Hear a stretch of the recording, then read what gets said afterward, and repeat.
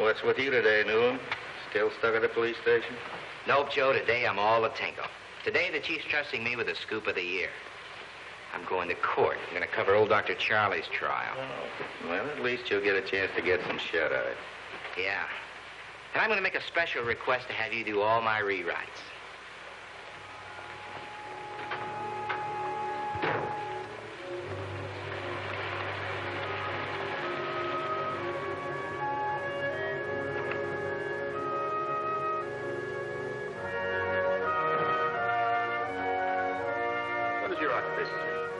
I'm an insurance salesman. You know the defendant, Dr. Charles Grayson? No, I do not. You know either of the plaintiffs I represent? No, sir. Did I miss anything, Smitty? Ah, they're still picking the jury. And I mean picking.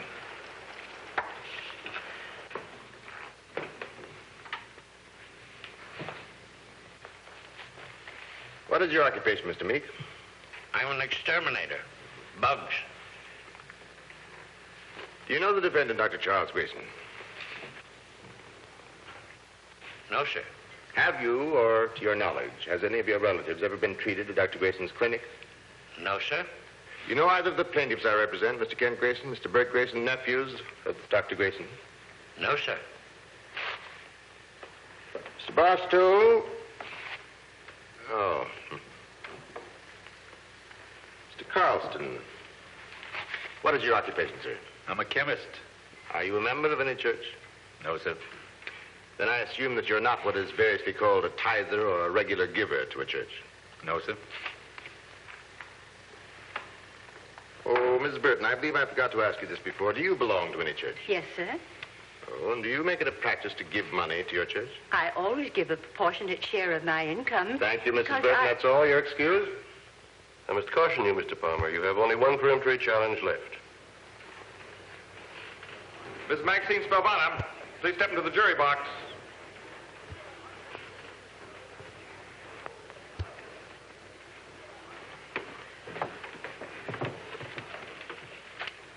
What is your occupation, Mrs. Spelvana? I'm an editorial writer. Are you a member of any church? No, I'm not.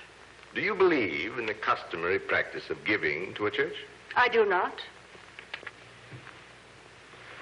Don't take it so seriously, Peter.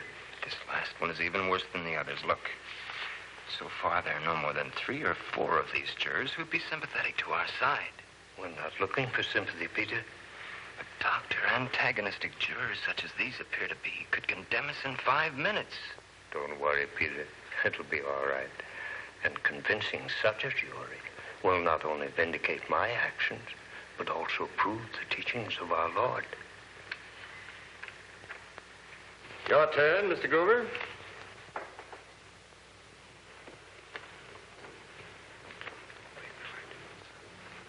Your Honor, my client accepts the jury as presently constituted. The jury is satisfactory to both sides? We accept the jury.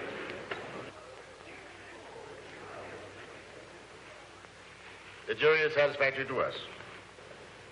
Swear the jury. The jury, please rise. I solemnly swear that you and each of you will well and truly try the matter at issue between Bert and Kent Grayson, the plaintiff, and Dr. Charles Grayson, the defendant, and a true verdict render according to the evidence I hope you got. I do. You may be seated. You may open to the jury, Mr. Palmer.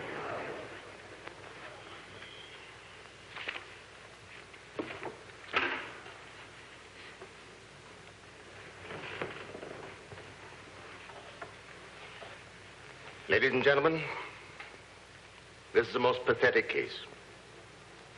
A famous physician, respected and admired by countless people, has proved himself incompetent to manage his affairs.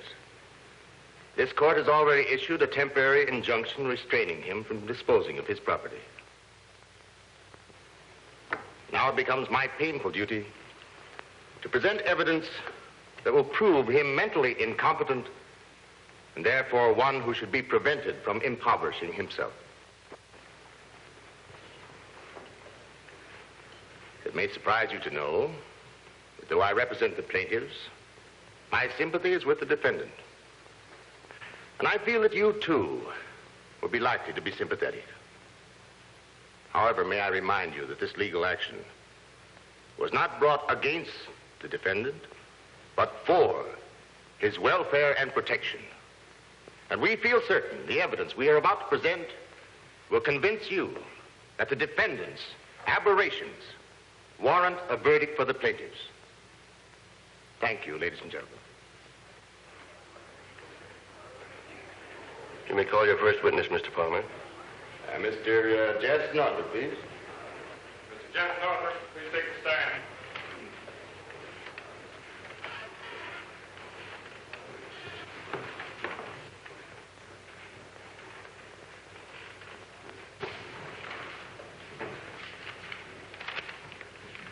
Swear to tell the truth and nothing but the truth, so help you God. I do.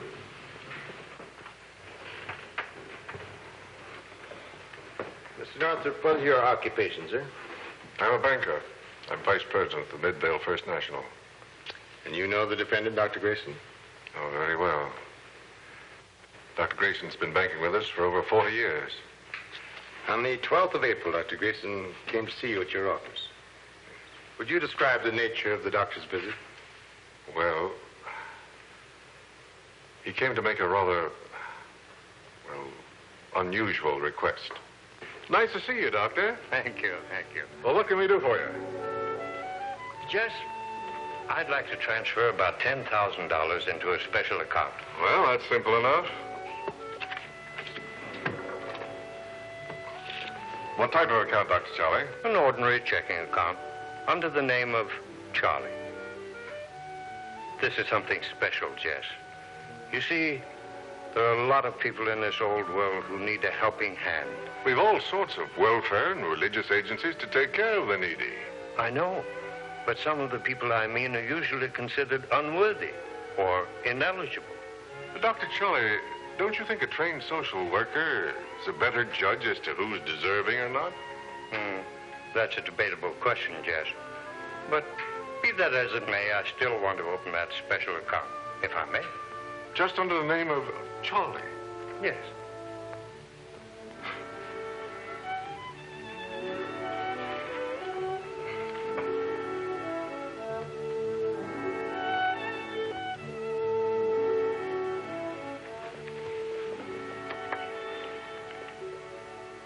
And this is the card Dr. Grayson signed that day. Yes, sir, it is. Mr. Northrop, did you form any opinion as to the rationality of Dr. Grayson's request? I object. I'd rather not answer that question, Your Honor. Objection sustained. No witness, Mr. Grover.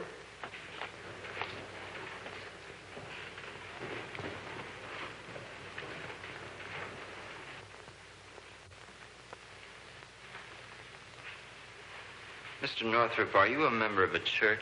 I object. Whether or not the witness is a member of the church is irrelevant. Your Honor, the question may appear irrelevant now, but we intend to show its relevancy later. Then if the court still deems it irrelevant, we will agree that it be stricken from the record. Very well. Proceed, Mr. Grover. Are you a member of a church, Mr. Northrop? Yes, sir. And, do you contribute to your church? Yes, naturally. How, sir? Oh, in various ways. Such as what? Well, I give money. I teach a Bible class. I also act as usher. Oh, I serve on various committees. That's all, Mr. Northrop. Mr. Lewis Lumpkin, please. Mr. Lewis Lumpkin, please take the stand.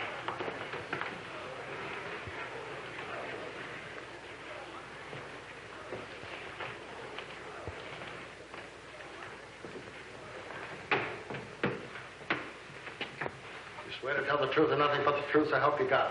Yeah, sure. You may sit down, sir.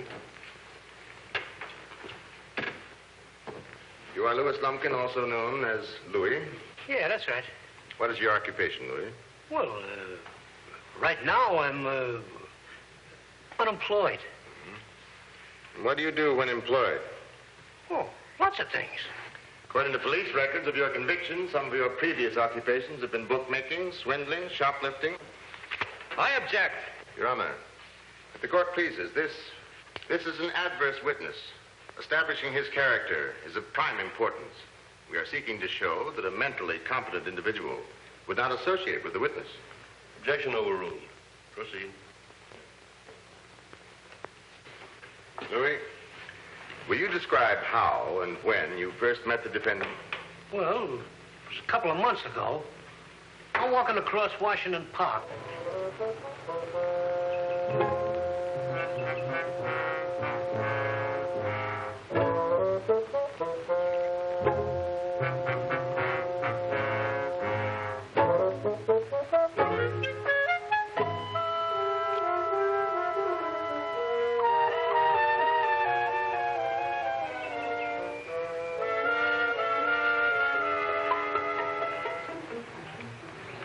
Morning.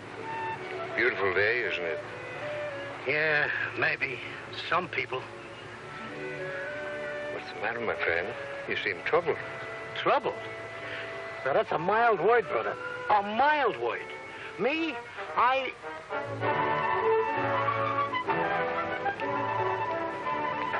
Hello, Doctor. How are you? Good morning. Well, Louis. When they let you out? What's that to you? And you can't pinch a guy for just sitting on a park bench, neither. Not if you're only sitting, Louis. You shouldn't let resentment embitter your life, my friend. It's easy to see you ain't never had them blue boys on your neck like I have. Did you ever try doing anything once you've been in a hoosgow? No. Just because a guy makes one little mistake, one mistake in his lifetime, they never let you live it down. And no matter what I turn to, there's the cops. Always putting a crimp on me. What is your line of work, Louis? Oh, anything to make a couple of bucks. Only, some days it don't even pay to get out of bed.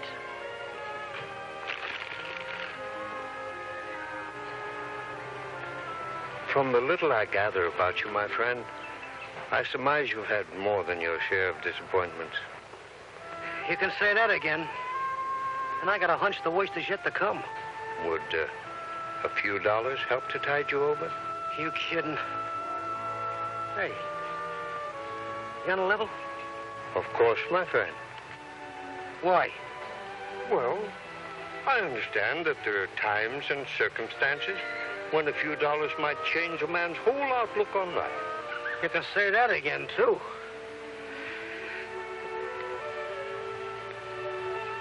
Hey, Mac. About how much can you spare? Would $50 be any help? 50? Hey, now look, Mac. If you got that kind of dough to toss around... I merely wish to help you get a new lease on life, Louis. Now, the full name is... Lumpkin. Lumpkin. Lumpkin.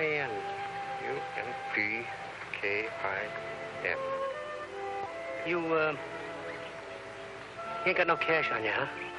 Oh, don't you worry, Louis. You'll find that check is good.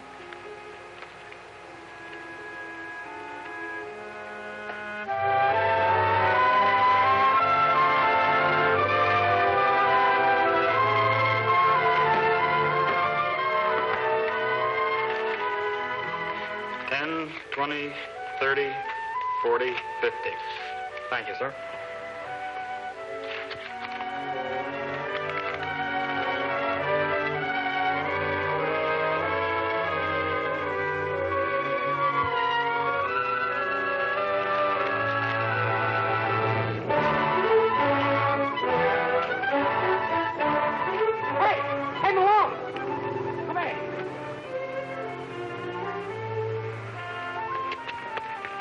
You know the old fella that I was sitting on the bench with a little while ago? What about him? Well, where can I find him? Why? Well, him and me, we're buddies. Oh, are you now? Yeah. And what would a fine citizen like Dr. Charlie be wanting with the Dr. Charlie? You mean that was old Doc Grayson? From the clinic? Oh, thanks. I'll be seeing you. Sit down, please.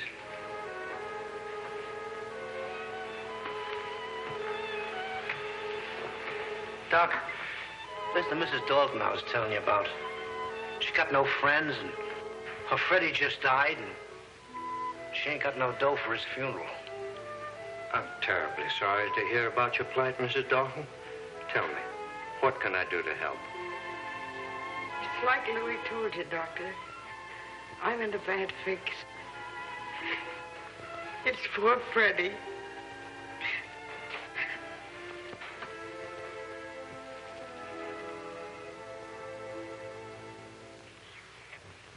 And altogether, how much did you receive from Dr. Grayson for Freddie's funeral, Mrs. Dalton? $400. And how much did you give back to Louis? $200. And lastly, Miss Dalton, who was Freddie?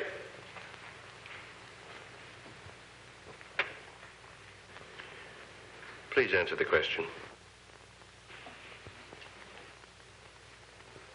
Come, Miss Dalton, tell the jury. Who was Freddie? Freddie was... He was my cat. Oh, but I've got to explain. That'll be all, Miss Dalton. Your witness, Mr. Grover. No questions of the witness at this time.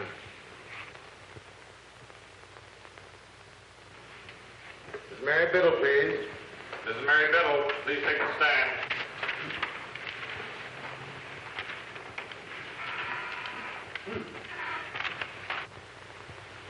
Did you know one of your own servants was going to testify against you? I guess Mary didn't approve either.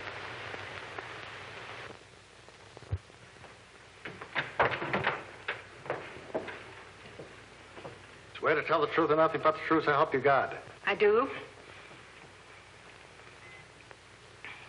Sit down, please. Mrs. Biddle, you and your husband John are employed as housekeepers for Dr. Grayson. Is that correct? That's right.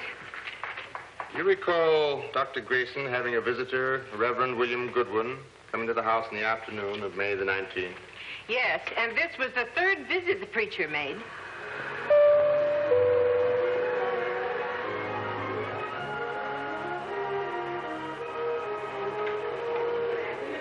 Hello, Mary. Is Dr. Grayson in? Yes, yes.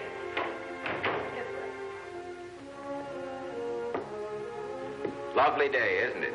Yes, it is. Doctor, Mr. Goodwin is here to see you. Fine. Pastor, come in, come in. Thank you, Doctor. I dropped in to talk further with you about that special gift to our church. Oh, good. Sit down, will you? Thank you.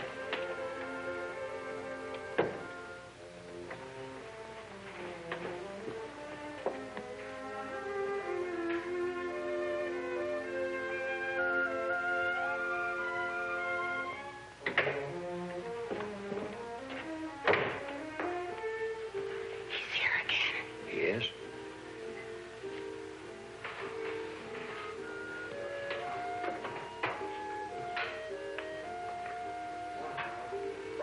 Whatever it is, he sure is a convincing talker. Give him time enough and he'll hypnotize the doctor into agreeing to anything.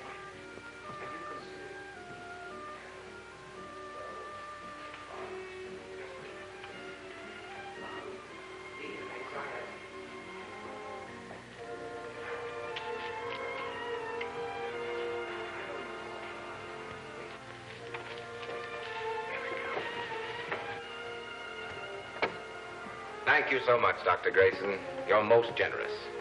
It isn't very often that we're offered a gift of $50,000. Oh, please don't mention it, Thank you. Pastor. I only wish I'd done this a long time ago. Goodbye, Doctor, and God bless you. Goodbye, Pastor. Just imagine it. $50,000. Why, Dr. Grayson must be... That's all, Mr. Biddle. Your witness, Mr. Grover. No questions of the witness at this time. You may step down, Mr. Biddle. Mr. Richard Gorman, please. Mr. Richard Gorman, please take the stand. Swear to tell the truth and nothing but the truth, so help you God. I do. Mr. Gorman, what is your occupation, please? I'm a licensed private detective. You were hired to check on Dr. Grayson to gather certain evidence? That's right. Mr. Gorman, in your own words, would you describe to the court and jury what you observed? Well, on the very first day I started trailing Dr. Grayson.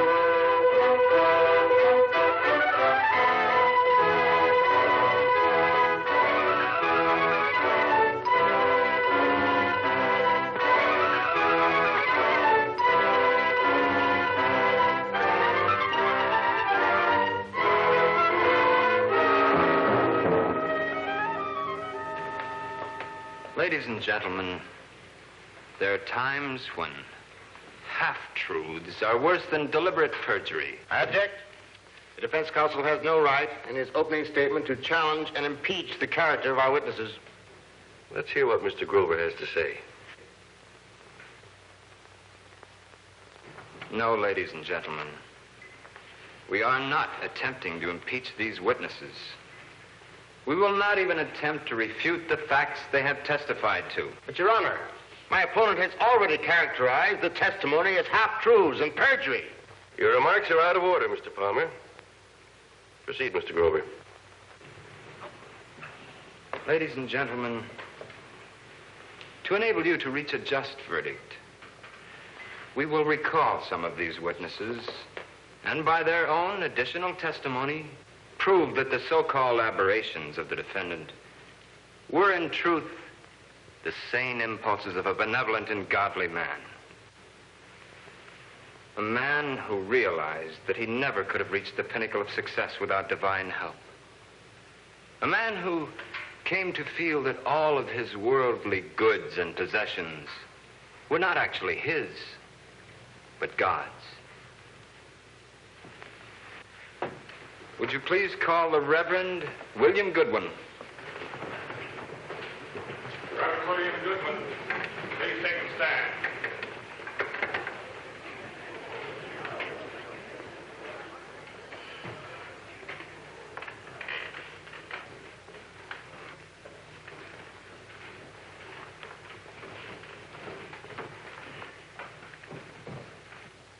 Swear to tell the truth, the whole truth, and nothing but the truth, so help you God. I do.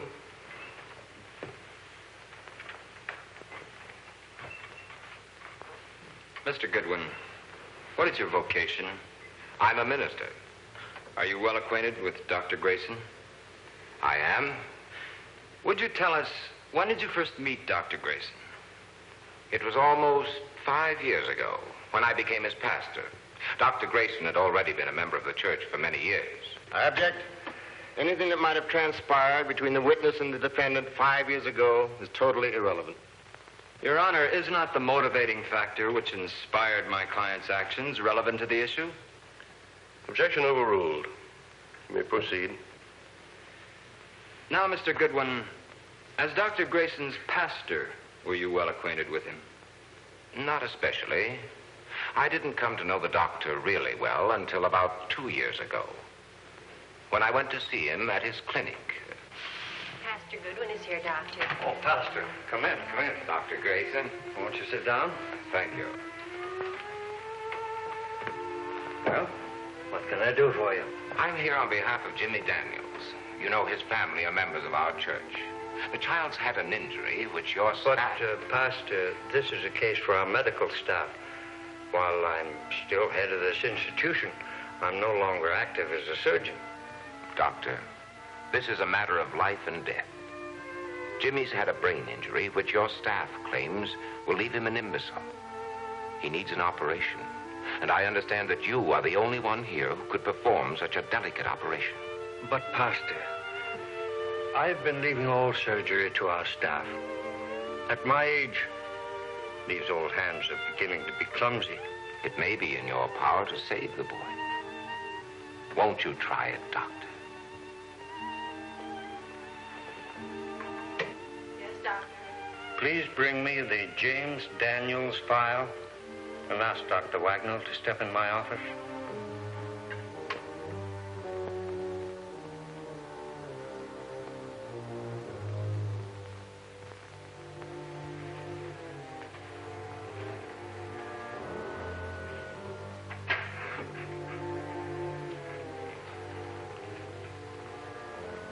still don't believe you can do the surgery, Dr. Wagner? I'd rather not, Doctor. Then, will you assist me? Doctor, would you stake your reputation on one impossible operation? Impossible? Who except God can tell what is impossible? Very well, Doctor. I'll assist you. Thank you, George.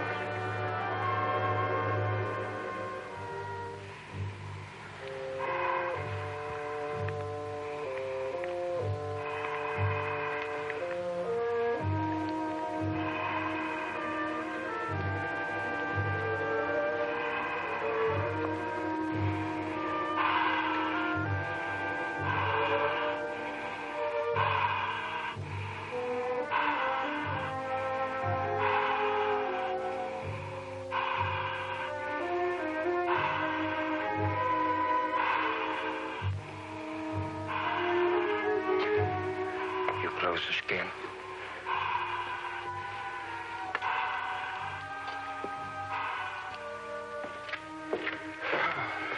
I'm glad that's over.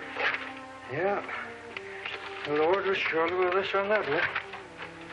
You're still the old master, Dr. Charlie. Those old hands are priceless. Yes. They are priceless, aren't they? But believe it or not, for a man so endowed, I've been most ungrateful. Ungrateful? To whom? For what? For everything, George. For these God-given hands. For the fame and fortune they brought me. But what's much more, the opportunity to use them. But you've earned it all. You're a self-made man. A self-made man. No, George. I'm what I am only by the grace of God. Everything I have, I owe to God. For no man can really call anything his own, because he's merely the steward of the things committed to him by the Lord. I object. The defendant's theological dissertation is merely his personal opinion and is irrelevant. Your Honor, the opinion my client has expressed is relevant, for it definitely illustrates Dr. Grayson's reasoning powers and mental competence. Objection overruled. Proceed, Mr. Grover. Your Honor, I kind of missed that last thing Dr. Grayson said because he was interrupted. Can we have it again? Mr. Reporter, will you please read back the last part of the witness testimony? Me, a self-made man? No, George. I'm what I am only by the grace of God, and everything I have I owe to God. For no man can really call anything his own, because he is merely the steward of the things committed to him by the Lord. Proceed, Mr. Grover. Thank you, Your Honor. Dr. Grayson, according to some of the testimony already presented in this court, you did give various sums of money to certain people, did you not? I did. Was this before or after you decided to make this large gift to the church? Before. Now, Doctor, would you tell this court what suddenly prompted you to decide upon making such a gift to the church? I wasn't prompted suddenly. I was merely aroused by a particular sermon our minister delivered one day. He was preaching on Christian giving. Yes, my friends, Christians must give because giving is part of true worship. Our offerings are the measure of our faith and our love. My friends, I wonder how many of us have the right attitude about giving, the Christian attitude. When the scriptures say, "Ye are not your own," they mean exactly what those words imply. We are not our own. Our bodies, our minds, skills, personalities, all are His by right of His creation.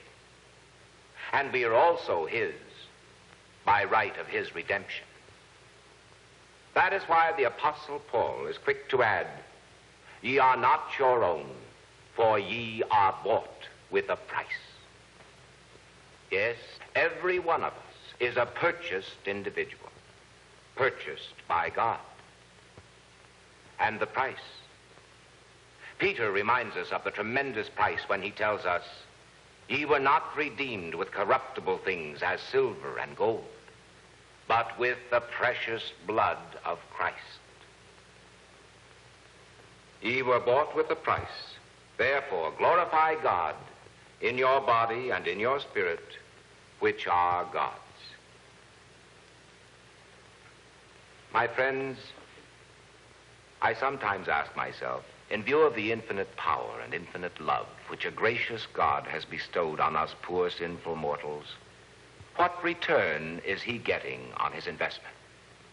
Surely our gratitude for the blessings which are ours should prompt us to place our total selves into the service of the Lord, returning unto him our time, our talents, and our treasures.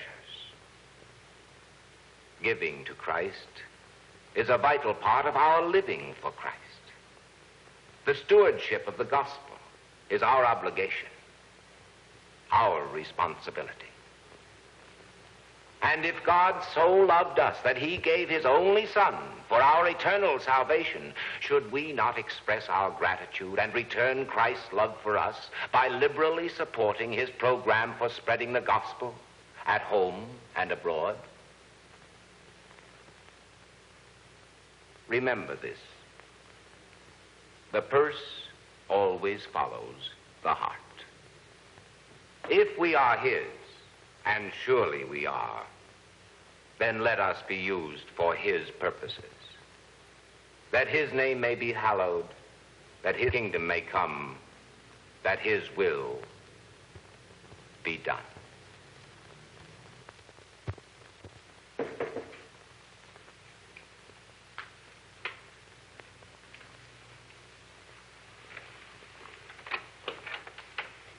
Why, Dr. Grayson.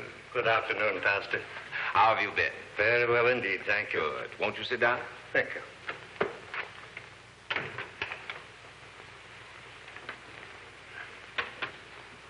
It's good to see you again. Thank you. Pastor, I was deeply impressed by your sermon last week. Thank you, Doctor. Oh, no. I'm thanking you. In fact, that's what brought me here. You know, before listening to your sermon, I had always thought I was practicing the principles of Christian stewardship. You have been one of our most liberal contributors, Doctor. That's just it. I've been only a contributor, not a steward. But now, I know, as you put it in your sermon, that the Lord isn't looking for only contributors. I mean, well, people peel $1 or $2 from the top of their billfolds and toss it to the Lord like a tip to a waiter. Very aptly put, Doctor. And I feel that my giving has been too impersonal, more like paying taxes. I believe I know just what you mean. Sometimes we find ourselves keeping our gratitude to Christ in this pocket, and we do our giving from this pocket. No, we don't always give to the Lord because of what we have in here. Oh, we give all right, but often it's just from the purse to the church, when it should be from the heart to Christ.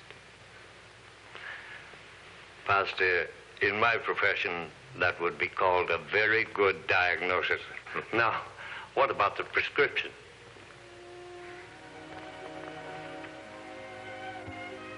Early in my ministry, my mother gave me a prescription. William, she said,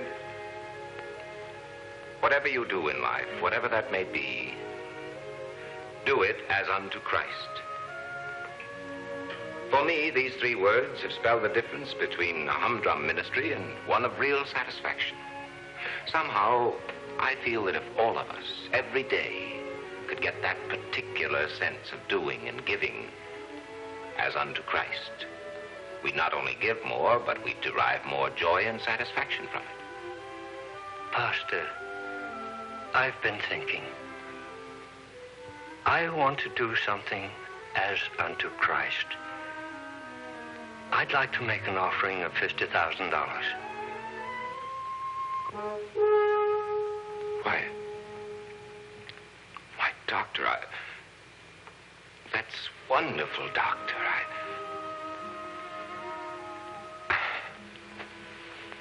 hardly know what to say. Have you decided how you'd like your gift to be used? Well, frankly, no, I hadn't. Why don't you take a few days to think it over? Very well. Will you stop in at the house in a couple of days? We'll discuss it further. Now then, Doctor, did the Reverend Goodwin thereafter call on you at your home? He did. What transpired during that visit, Doctor? Well, on that day I was in the sunroom when my housekeeper... Doctor, Mr. Goodwin is here to see you. Oh, fine. Come in, Pastor. Thank you, Doctor. I dropped in to talk further with you about that special gift to our church. Oh, good. Sit down, please. Thank you. Well, Pastor, as you suggested, I've given the matter much thought. And have you decided how your gift should be used? Yes. Since, for the last couple of years, we've been talking about a new north wing for the church, I thought I'd like to see it used for that purpose. That's fine, Doctor. But have you considered all the needs of the kingdom before reaching your decision? Have I overlooked something? Well, Doctor, far be it from me to tell a man of your generosity what to do with his money. But somehow, I feel that right now, there are much greater needs than a new wing for the church. What, for instance, Pastor? Have you considered the desperate need for the gospel on all of our far-flung mission fronts? Just think of the destitution, hunger, fear, anxiety, the spiritual and moral chaos in every section of the world today. And then think of the struggle we're having to keep our missions properly manned and supported here and abroad. Forgive me, Doctor. It's just that I know you'd want your gift to do the greatest possible good. Pastor, when you were at the seminary, they didn't give you a course in salesmanship, did they? No, Doctor. My job isn't selling. It's just telling. I can only tell our people what the needs are. And I thank you for your guidance. You know, Pastor, mind you, I'm not saying that the church isn't going to get that new north wing. But I am saying that this $50,000 will go to our missions. Splendid. Splendid. And I'm sure you'll be very happy with this decision. You know, Pastor, this time, I feel that I'm giving as unto Christ. So, after the pastor left, I went to my nephew's office to ask them to make out the check. Dr. Grayson, you've heard the testimony of Mary and John Biddle, the witnesses for the plaintiffs. Yes. Now, was that the same conversation referred to by Mary and John Biddle in their testimony? Yes. Your witness, Mr. Palmer.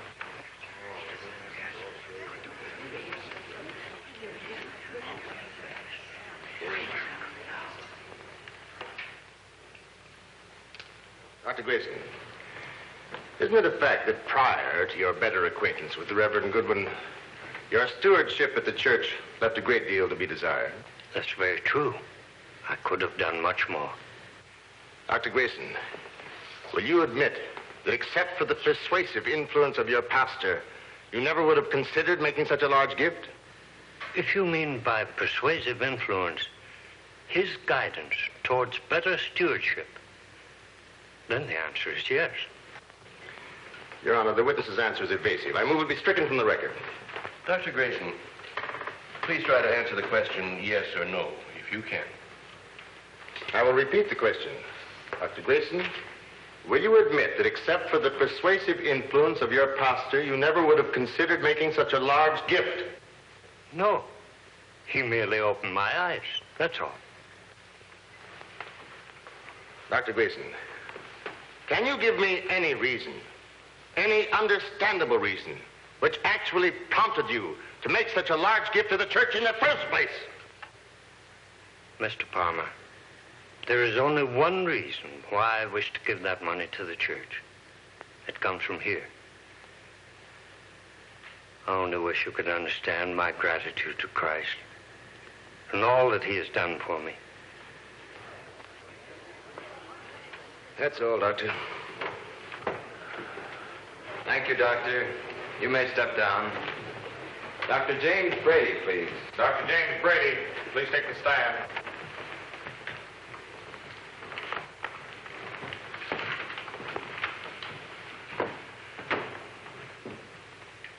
Swear to tell the truth and nothing but the truth, so help you God. I do. Dr. Brady, you are a doctor of medicine and have been practicing in this community for 20 years. Is that right? Yes. Do you know Mrs. Dalton, one of the witnesses, the lady seated over there? Very well. Mrs. Dalton's been one of my patients for many years. Doctor, do you have Mrs. Dalton's permission to acquaint the jury as to what her physical and mental state was before the so-called momentous event described in court as the death of Freddie? I object. Counsel for defense is attempting to ridicule an important witness. Objection overruled. Proceed with your answer, Dr. Brady. Yes. The poor soul was a lonely woman whose run-down condition was mostly due to malnutrition, aggravated by an overwhelming fear complex. The last, no doubt, engendered by a life of constant poverty and insecurity. When outside of this court did you last see Mrs. Dalton? She came to my office about 3 weeks ago. Doctor, I know this will never repay you for what you've done, but I wanted you to know my heart is in the right place.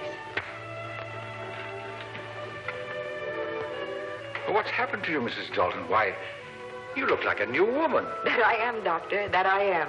I never felt so good in my whole life. Maybe it's because I've been eating lately, or the new clothes.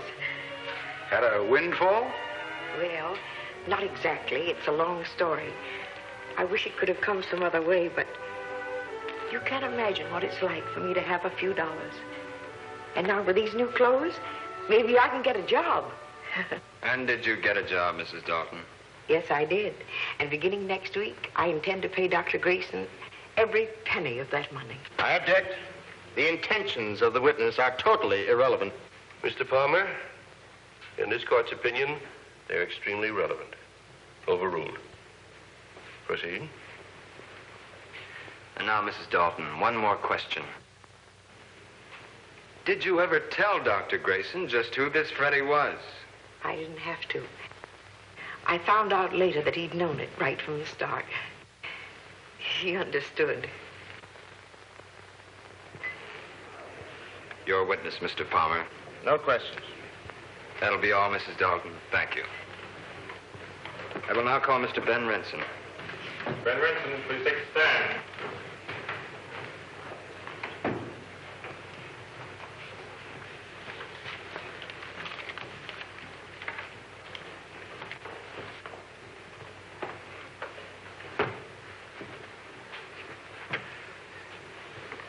Swear to tell the truth and nothing but the truth, so help you God.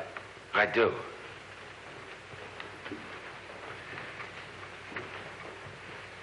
Mr. Renson, as a witness for the plaintiffs, you previously testified that Louis Lumpkin was responsible for your meeting Dr. Grayson. Is that right? Yeah. Now, as to Louis Lumpkin, how and when did you first meet him? Well, we roomed together for 2 years in the big house. By the big house, you mean the state penitentiary? Yeah, we served a stretch together. What is your present means of livelihood, Mr. Renson? Huh? I got the magazine and candy stand in the lobby of the Wilson building. Ever been in any legitimate business before? No. This is the first break I ever got. Nobody never give me a chance before. How much of an investment does your stand represent, Mr. Renson? $1G. $1,000. Louis took me over to clip the doc out of $1,000. You mean to help rehabilitate you, Dr. Grayson advanced you $1,000 to invest in a legitimate business. Is that right? That's right. But when my wife heard what me and Louis were going to pull, she made me go through with the deal and buy the stand. Better than that, the half I was going to kick back to Louis, she made me return to the dock. And are you happy and contented with what you're doing now? Are you kidding? Sure I'm happy. Thank you, Mr. Renson. Your witness, Mr. Palmer. Mr. Renson. What else do you sell at this so-called magazine and candy stand? Peanuts, popcorn, and comic books for kids. Oh, come now, Mr. Renson. Isn't the stand a front for some illegal enterprise? Don't you take bets on horse racing? No, sir, not mine. You must have been placing your bets someplace else.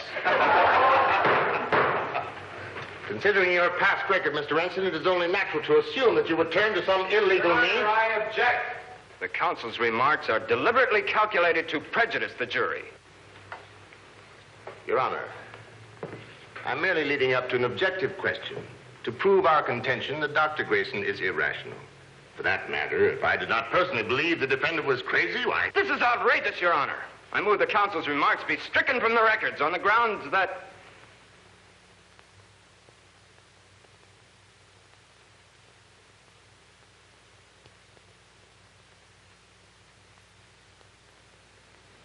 On second thought, I withdraw my motion. Let the remarks stand.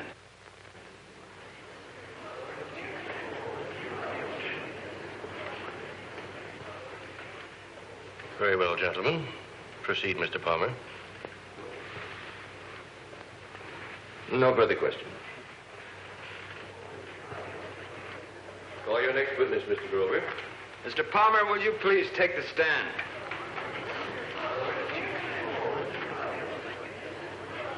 Your Honor, this is ridiculous. As attorney for the plaintiffs, I can't appear as a witness for the defense.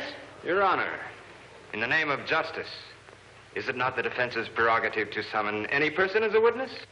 I'm afraid you'll have to take the stand, Mr. Palmer. Your Honor, this is highly irregular. I'll grant it somewhat unusual, but it's not without precedent and it's perfectly legal. Mr. Clerk, swear the witness. Swear to tell the truth and nothing but the truth, so help you God. I do. Mr. Palmer, you made a remark a few moments ago that in your opinion, Dr. Grayson is crazy. Now let me ask you, Mr. Palmer. You are married? You have a family? Yes. You and your wife and children are members of a church? I object, Your Honor. Any question relating to my private life is irrelevant. Objection overruled, Mr. Palmer. Please answer the question. I forgot the question. Are you and your family members of a church, Mr. Palmer? Yes.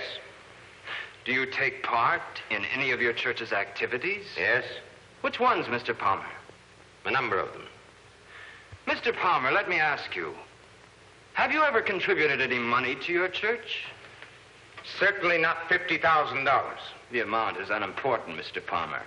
Have you ever contributed any money to your church? Yes. Regularly? Yes. Why? Why? Yes, Mr. Palmer. Why?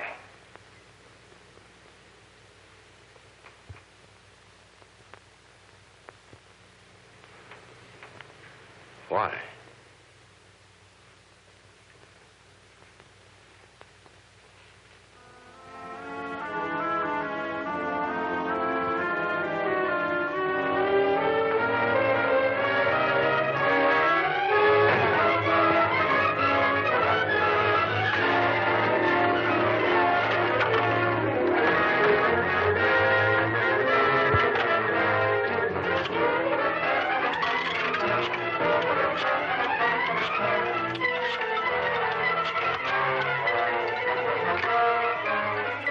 This is Newland. Give me the desk. Hey, Chief, you can get your bannerhead ready. Dr. Charlie's going to beat the case. No, the jury's still in the box. How do I know? Look, Chief, I know. And don't ask me why. That's the word Dr. Charlie's lawyer just won the case with.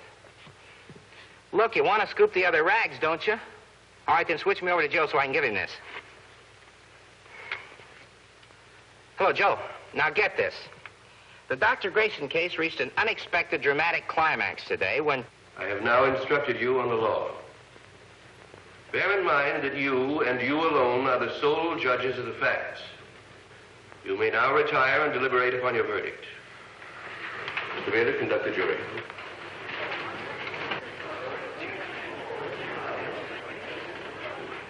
Your Honor, it will not be necessary for us to retire. The jury has already arrived at a verdict. What is your verdict? We find for the defendant, Dr. Grayson.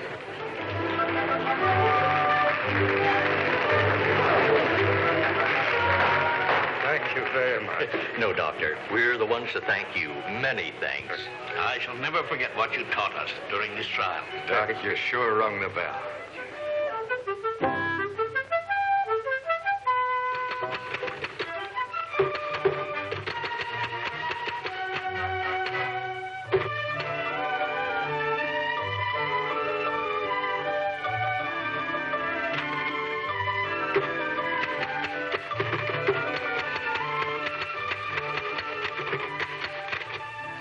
Yeah, I got it. Anything else? Good rewrite. Hey, listen, Newland, even you could rewrite this into a Pulitzer Prize.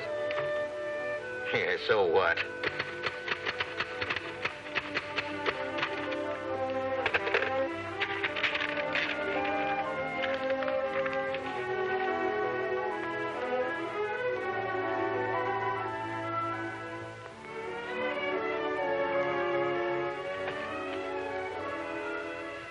What do you know?